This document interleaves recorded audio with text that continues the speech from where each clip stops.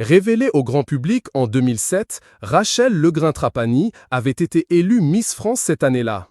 Elle avait ainsi pris la succession d'Alexandra Rosenfeld au palmarès de la cérémonie, avant de transmettre son diadème un an plus tard à Valérie Bègue.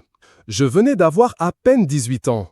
J'y croyais tellement pas et je me suis dit « Mon Dieu, je ne rentre plus chez moi !» C'est exactement ce que je me suis dit, avait récemment indiqué l'ancienne reine de beauté dans Télématin sur France 2. En fait, je suis la seule Miss France à avoir fugué. Et en fait, 2 mois après avoir été élue, c'était tellement lourd pour mes épaules, j'ai éteint le téléphone et je me suis sauvé.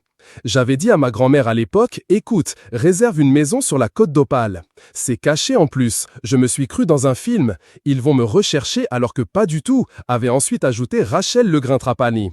Et du coup, j'avais besoin de manger des gâteaux, de jouer aux jeux de société et de retrouver ce côté retrouver mon enfance. Pour moi, j'avais besoin de retrouver ma vie, avait finalement conclu l'ancienne Miss France. Un épisode que Rachel Legrain-Trapani évoque dans son tout premier spectacle, qu'elle joue actuellement au Festival d'Avignon. Dernièrement, l'ancienne reine de beauté a révélé avoir été victime d'une agression sexuelle en pleine rue. Il y avait un mec qui rôdait déjà depuis un moment autour.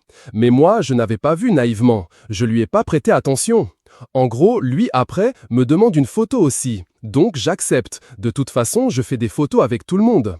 Et de là, il a commencé à me toucher. J'étais sur le cul dans le sens où je ne m'attendais pas à ça. Et le temps que je réagisse, il part, avait tout d'abord dévoilé Rachel Legrain-Trapani. Ma copine essaye de l'attraper, elle appelle la police, et donc il se fait arrêter. Déjà que je suis un peu triste parce que je suis loin de mes enfants, le stress aussi, parce que est quand même très stressant ici.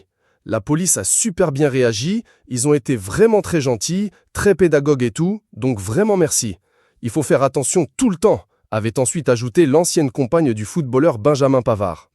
Peu de temps après cette révélation, Rachel Legrain-Trapani a reçu de très nombreux messages de soutien de la part de ses fans sur les réseaux sociaux.